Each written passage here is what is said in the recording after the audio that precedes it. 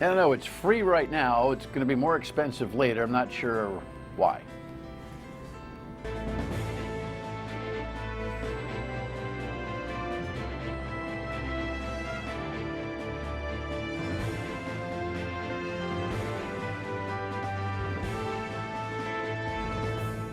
The Dan York State of Mind program is brought to you in part by Lookout Rhode Island and Takeo Comfort Solutions.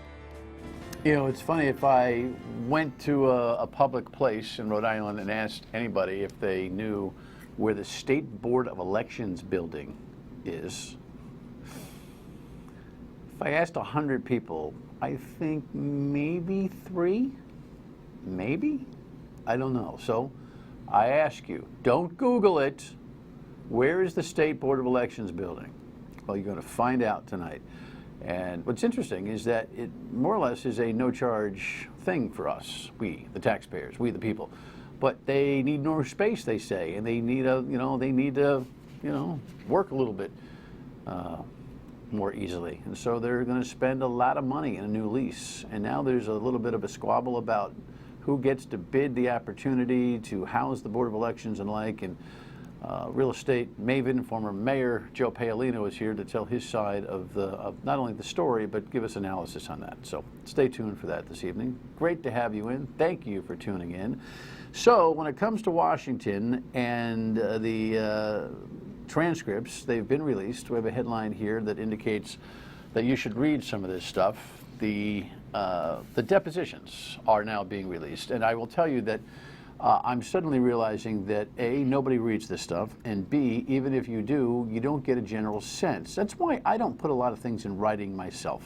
I don't like a lot of emails. I don't like to communicate important messages on text or Twitter or Facebook or any of those things, because that which you say is more readily understood versus that which you write. I just think that's a practice that might keep you out of trouble.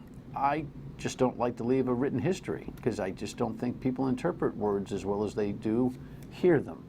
I think that will affect the way the American public sees this impeachment process when you start to hear the testimony on the public side versus that which you read about the testimony on the private side, meaning the inquiry that's going on right now. Having said that, there are some serious accusations, not necessarily about the Ukrainian call itself, but some things the president has said and some things the Ukrainian ambassador for the United States felt strongly about. Some of that information is contained in this report. Deranged, hyper-partisan impeachment witch hunt. At a Kentucky rally, President Trump slammed the impeachment inquiry. Senator Rand Paul joined in. We also now know the name of the whistleblower. I say tonight to the media, do your job and print his name. The whistleblower's identity has not been revealed. His or her lawyer said any member of Congress who tries to out the whistleblower is a disgrace. In the crowd, some Trump supporters donned T-shirts that said, "Read the transcript," a reference to the president's July phone call with the Ukrainian president. My phone call was perfecto. Mr. Trump insists the call was perfect. But in newly released testimony, former Ambassador Marie Yovanovitch says she felt threatened when she learned that the president called her bad news and warned she was going to go through some things. This is someone who served the country with distinction for decades. It is someone who also is one of the first witnesses to this irregular back channel that the president established with Rudy Giuliani. Yovanovitch also told lawmakers she was warned by Ukrainian officials last winter to watch her back because the president's personal attorney, Rudy Giuliani, was planning to do things, including to her. She got fired finally. Giuliani apparently viewed Ambassador Yovanovitch as an impediment to his efforts to get Ukraine to investigate President Trump's potential rival, Joe Biden. Do you agree she was smeared? I agree that the president has the ability to name who he wants. This is unbelievable that the ambassador has to be looking over her shoulder at Rudy Giuliani, running this kind of rogue State Department process in Ukraine. And nobody seems to think, at least on the Republican side, that that's problematic. It's just unconscionable. And as far as Rand Paul is concerned, hey, hotshot, go ahead and name him. Go ahead and name them. Well, why would you discharge that responsibility to the fake news anyway? If you know the name, say it, and let's see what happens from it. Obviously, I don't feel like the whistleblower ought to be exposed. I think the process of whistleblowing in this country, and we've studied that here, we've had some expertise here on the show for you on that. Check foxprovidence.com for the Providence College professor we had a couple of weeks back who explained how important whistleblowing is, not only to politics and to government security, but to business security. I don't know why you would discharge that responsibility to the media if it's so important to let it go. Why doesn't the president do it? Think about that. All right, locally we had a nice little development, but a strange one in some ways yesterday. Headline here, special school projects funded. I didn't really understand this story until I went to see what was happening for myself. In two different places yesterday, in Providence and in Johnston, the new Education Commissioner, Angelica Infante Green, was there with the Partnership for Providence and the Partnership for Rhode Island folks, and this charitable effort to raise $150,000 in the state to fund all of the miscellaneous material and facility requests that teachers have, from not having enough pens and paper and crayons to needing a whiteboard or special chairs or whatever it is that's going on here. It was an exciting moment for the commissioner to not only bring some teachers who had requested through this crowdsourcing type of mechanism, but it was a surprise for all the teachers, not only in Providence, but the state, to know that they'll be funded too. We feel very honored today to be here, to be able to give you those materials. So today, both teachers are going to get funded. All their donors choose is going to be funded for them. Not just them, but all teachers in Providence.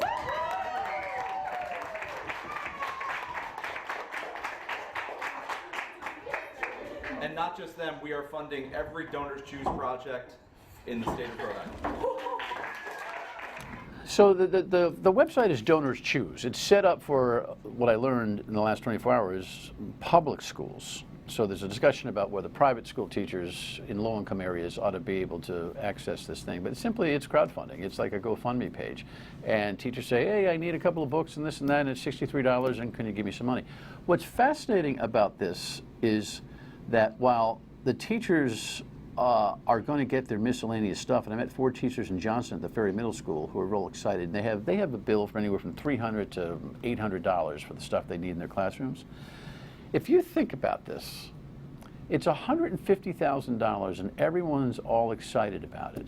How embarrassing is it that $150,000 over the state of Rhode Island's teachers' needs isn't funded by the taxpayer budget that we create to run the schools? There's no zero-based funding for teachers. There's no bottom-up communication opportunities. There's none of that. It's ridiculous. The culture we have in the country and in New England and in Rhode Island, that teachers have to beg for stuff they need to teach the kids, I think there's got to be a solution. I think collective bargaining agreements need to include some kind of per diem expense items for these kinds of things. I've never been one to advocate more dough for the teachers unnecessarily in contract negotiations, but this one, I think so.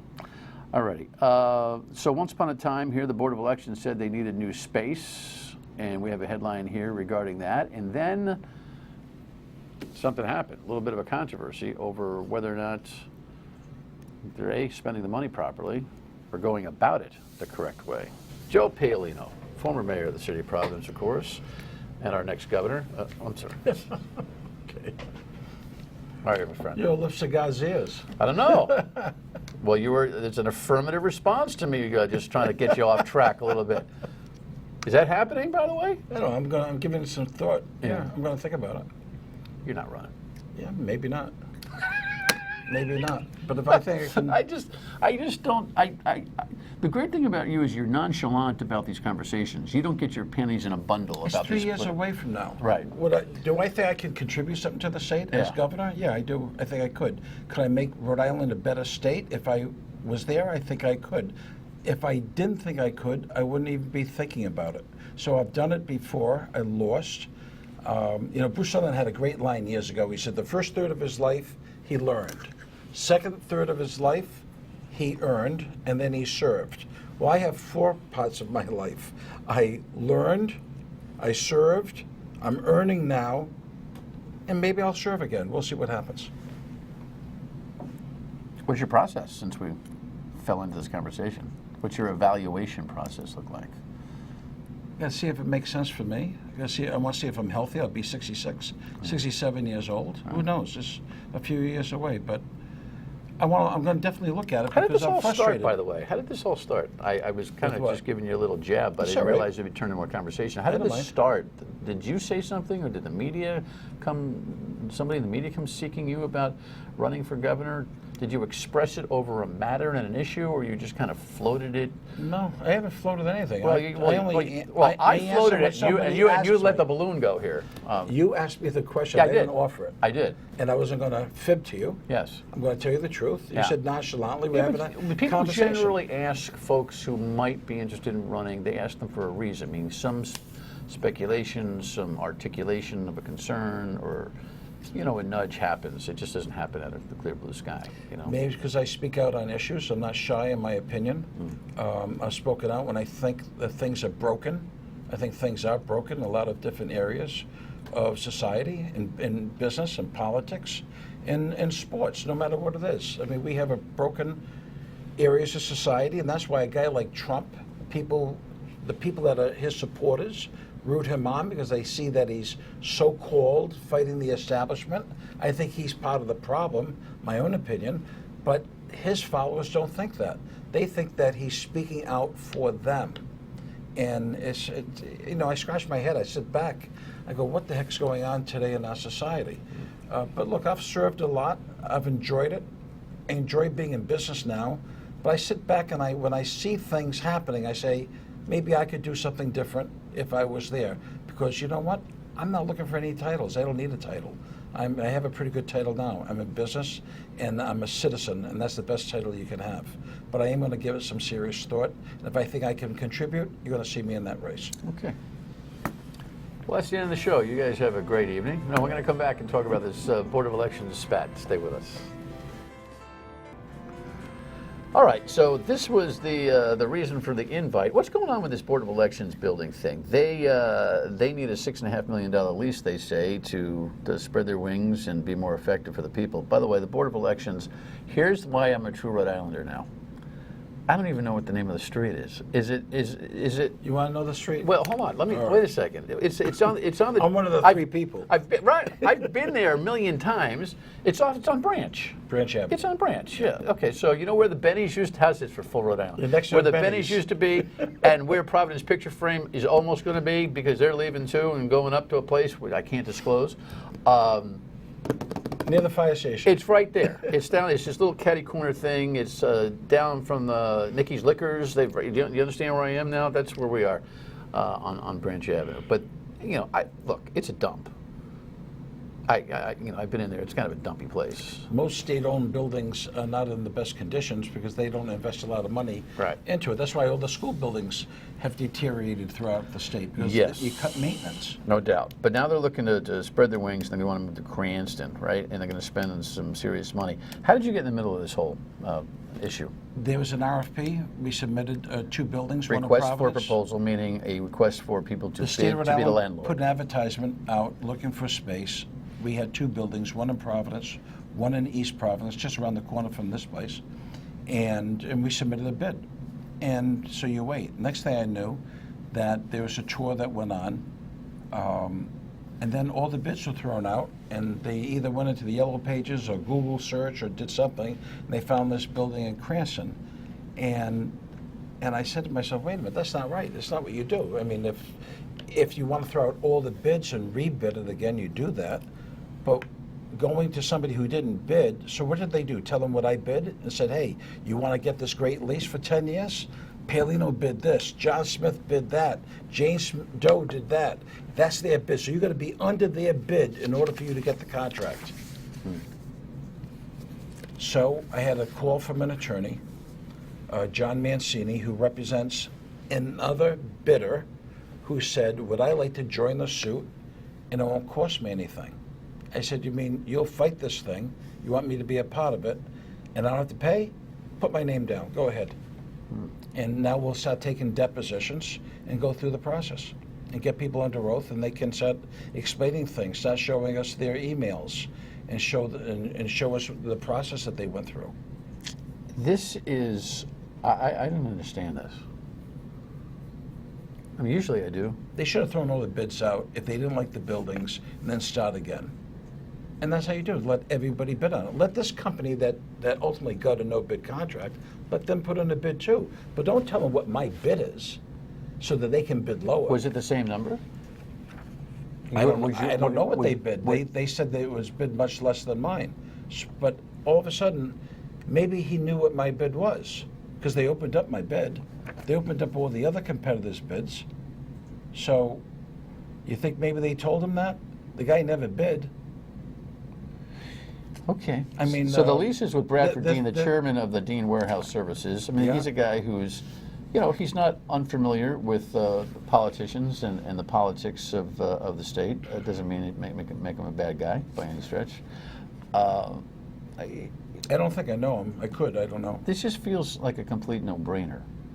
A no-brainer for what? No-brainer that you need to bid this thing, and if you're going to not bid this thing, you need to inform the bidders as to what the fault was for the bid.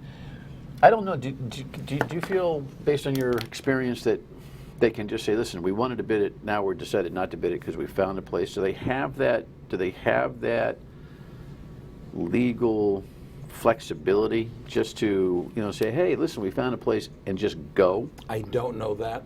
I do know this, that I went through a sealed bid process. We submitted 2 bids for 2 different buildings. One building that's a former supermarket in Providence. The other building is a former call center for Citizens Bank, and one that I bought from Citizens. And one thing I know, when you buy a building from a bank, they put a lot of money in it. They furnish it. It's in great shape. I was offering them a building that was furnished, and all they had to do was just move in and bring their books and pencils. They threw the bid out. If it was too high, fine, I get that. Maybe it wasn't the right location. Maybe they didn't like the color paint on the walls. He could have repainted it.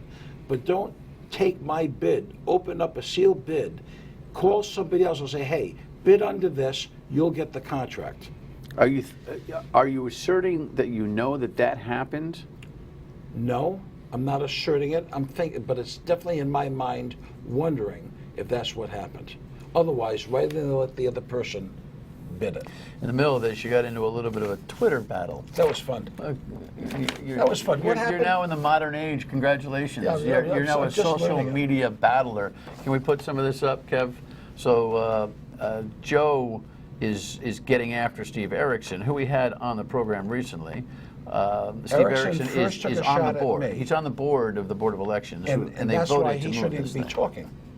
You're on the board. Yeah. You're sitting as a judge, and now you are arguing. He argues it's not a judge. And criticizing. He criticized me on a Sunday. Which is what you tweeted. Yes. You tweeted that he criticized you and he should be quiet. He shouldn't be. He says, "You're wrong again. This is Keep your mouth administrative, shut." not quasi-judicial. And you're wrong about abstaining from a vote. I did not. In fact, I ran the meeting this week where we voted to approve the lease and voted for it. Your attorney was there and said nothing." Again, if you think it's an ethical issue, file a complaint. Put up or shut up. Your attorney was at the meeting and said nothing, made no objection, raised no issue. Put up or shut up. I'll tell you what I think. What's that? I think the guy's an idiot. I just think he's an idiot. It's too bad. It's too bad. But it is what it is. Let the process take its course. We'll depose him. He'll be under oath. He would never once answer if he went into the building or not. He never toured any of the locations himself. Meaning the bid buildings. That's right. Well, So- he's non-existent He's not a anyways. lone sheriff in this. He's one of the 5 board members that had but to make a decision on he this. was first voting, then we asked for him to recuse himself, and the board lawyer said he was going to recuse himself, and then he voted for it. So he's all over the lot. He's not consistent. Well, it seems to me that this lawsuit, any litigation here, will probably preempt them or suspend their move to be able to go to this targeted building, right? And no, I'll leave it up to the lawyers. I'm not paying the bill. Yeah, you're on a free ride on this Right, one. I do. All right. The other project he's been banging away on is to try to revisit how we transport. We'll talk about that, follow up on that next.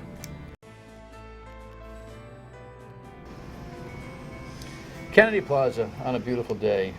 Where are we with this? You have been creating a conversation here to kind of break up the bus hub down there with a redesign and disperse it in, at least with one objective, which is to clear up the human traffic. Not that the humans themselves are the problem, but just the high school kids and the crowds and the fighting that comes on and all that kind of a thing. You think it's an intimidating problem for business, tourism in Kennedy Plaza, right? So where have we been? Because it's been a year since we've been discussing this. And it's even longer than that, because when a bond issue went out, I think it was in 2014, it was to create 2 bus hubs, not for Kennedy Plaza, but one at the train station, and that's when they wanted to go under the ground where the State House is, and the Garrahy Court complex where the new parking garage is.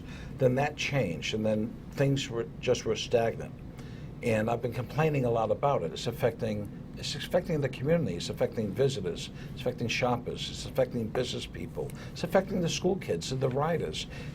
The community does not feel safe where it is because they put everything just in the middle. So now there's a talk about putting... You're getting some traction. I mean, this is also a subject of litigation on your part, but you're getting some traction from the DOT, it seems to me. And you know, and I'm not a litigious person, but if I didn't take any unless action... it's free. Yeah, that's easier. This has cost me over $75,000. Is that right? To be in court with lawyers on this. But if they use the train station and that park next to it and have a little bit of an area there, if they take near the Garrahy Court complex and have a location there, they have another near the Victory Plating over there. That's good for the hospital workers because they use the buses. And then take some areas near Kennedy Plaza, near the Biltmore and maybe near the federal courthouse, to have a couple of stops there. Then it can work. But to throw everything right in the middle doesn't work. When the tunnel, people were complaining about the tunnel, that was all to try to get the mayor to be in favor of this, because he likes the idea of connecting Burnside Park to Kennedy Plaza. And it was a way of connecting it, but still having the street utilized. Which in and of itself, it's not the worst idea in the world, but again, everything has got to make sense to everything. 30 seconds. Timetable on a resolve for this, do you think? I think within 30 days. Really? Yeah, maybe sooner. It's coming to a head. Yeah, I think so, because they're doing a traffic count now. The mayor wanted a traffic count, because what he was talking about is closing off one of the streets and putting everything on another street, and that's something that I'm not in favor of, because I don't think it's feasible. And now I know DOT is doing some traffic counts. Right. And then we'll see what the numbers are. All right, we'll pay attention to that. All right, well, await your announcements next week or 3 years from now. Thanks for being here. Appreciate it, Joe. Wait, but thank you. Final word when we come back. Tomorrow we'll talk about this teacher donation thing. It's very nice in a way. It's also very embarrassing. We'll see you then and on the radio at 3 on WPRO. Good night.